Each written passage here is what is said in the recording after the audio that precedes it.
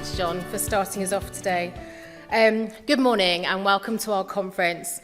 It's fantastic to see so many of you here today. For those of you new to the network, the group was founded back in 2017 to provide a framework for women working within our industry, to network, to find common peers, to share ideas, to make friendships, and really just to find mentors and other people that's going to inspire them with their careers. It was also to raise awareness about our industry needs to better represent the society that it serves through becoming more diverse and inclusive. And importantly, what we really want to try and achieve as well is to help more women be far more financially resilient through accessing protection insurance, so that should anything happen to them, they and their loved ones are protected. And these themes are going to run throughout today. I'm really fortunate to run this network with 4 brilliant women who, like me, do this on top of their already very busy day jobs. Catherine Trimble has been a key part of the network since day one, and over the years we've been joined by Stephanie Hayden, Shelley Bentley and Georgia Destaire, making up an exec team of 5. We're also very grateful today for our volunteers.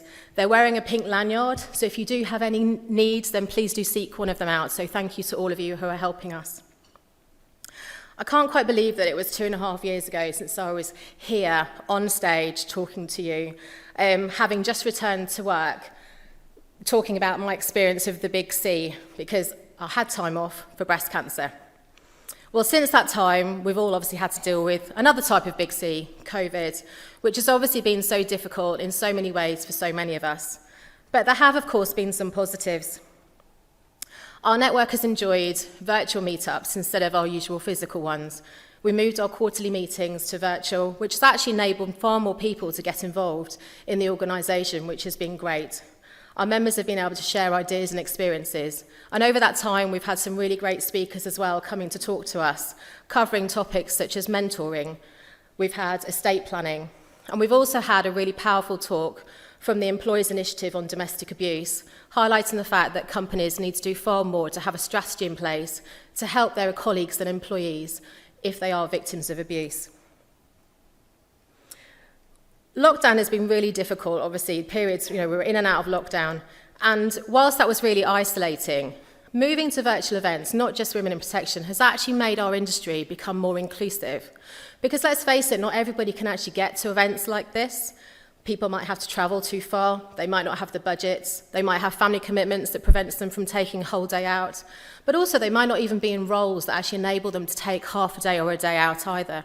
So actually, by us as an industry moving to far more virtual meetups, we've enabled people to get far more involved in what we're actually doing to help them learn and to develop their own careers. And we really hope that that continues going forwards. Certainly we, as much as we love being here face to face, we will definitely try and balance the best of both worlds by having both virtual and physical meetings.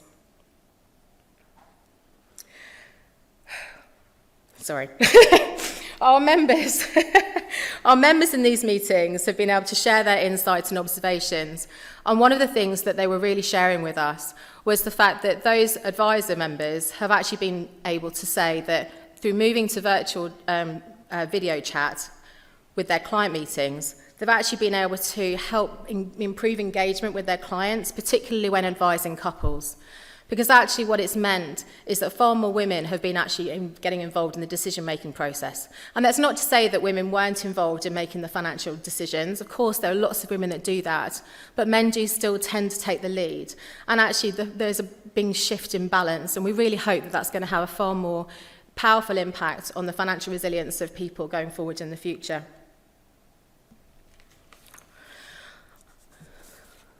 Another positive is that working from home has provided real opportunities for people.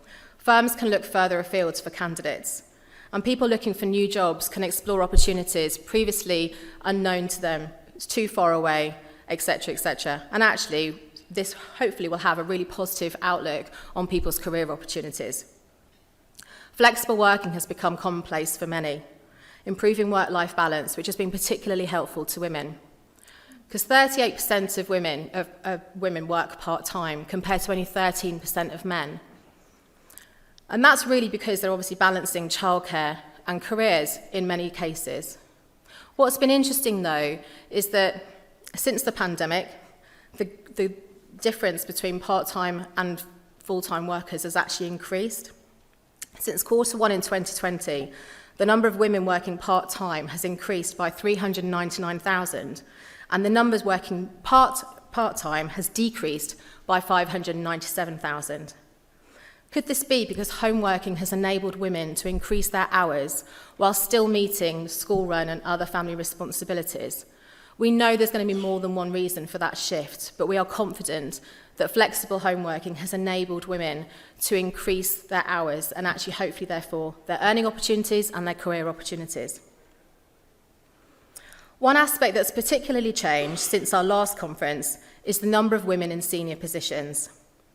One of the reasons I came up with the idea back in 2017 with the network was because we had poor levels of female representation at events like this, in senior roles, and within the advisor community.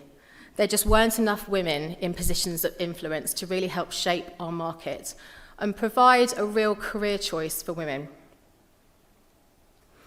But in the last 2 years, we've seen a real shift, with several really senior appointments all going to women. We've got Rose St. Louis at Scottish Widows, Louise Colley at Zurich, Fran Bruce at Aviva, Isabel Langton at the Exeter, Debbie Kennedy at LifeSearch, and my own CEO at Sesame Bancorp Group, Michelle Golinska. This has been brilliant, and it's also echoed elsewhere. We've also got 2 female co-chairs of the Income Protection Task Force in Jo Miller and Katie Crook-Davis, and there's lots of other appointments. You kind of get the picture, but certainly we're seeing a far different place in our industry now, which is really, really great. It's something for us to celebrate, and we need to continue that momentum. Our agenda discussions today all share the aim of helping to better support our colleagues and our customers, improving experiences for both. And we hope that you'll be able to take away learnings, both professionally and personally. We have a wealth of talented speakers to share insight and experiences, kicking off with the fantastic Donna Fraser, OBE. I'm now going to hand back to John, who will be our host for today. Thank you very much, and we hope you have a great day.